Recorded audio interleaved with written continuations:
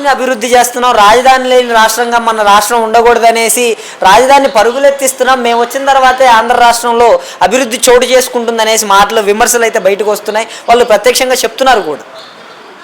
వెనక ఒక సామెత ఉంది, అందరూ బాగుండాలి అందులో నేనుండాలని. రాష్ట్రం నలుమూలలో బాగుండాలి, అమరావతి కూడా బాగుండాలి, విశాఖపట్నం బాగుండాలి, కర్నూలు బాగుండాలి, అనంతపురం బాగుండాలి. రాష్ట్రం అంతా అభివృద్ధి చెందితేనే ఆంధ్ర రాష్ట్రం అభివృద్ధి చెందుతుంది. అమరావతి అని అక్కడ మీ యొక్క కమ్యూనిటీ ఉన్నదని ఆ ప్రాంతమే అభివృద్ధి చేస్తూ ఆ ప్రాంత ప్రజలకే లబ్ధి చేకూరికే పథకంలో భాగమే ఇదంతా అమరావతి అభివృద్ధి. అమరావతి అక్కడ పరిసర ప్రాంతం కూడా నీటిలో మునుగుద్దని కేంద్ర బృందాలు ఆనాడే చెప్పి ఇప్పుడు కూడా చెబుతుండు.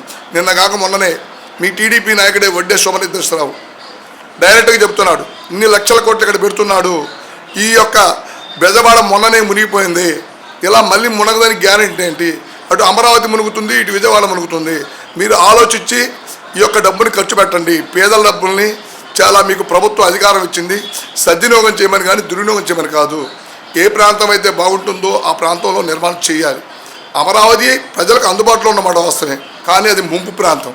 దాన్ని దృష్టిలో పెట్టుకొని ఆనాడు జగన్మోహన్ రెడ్డి గారు ఆ నిర్ణయాలు తీసుకున్నాడు తప్ప అమరావతి మీద ద్వేషం కాదు.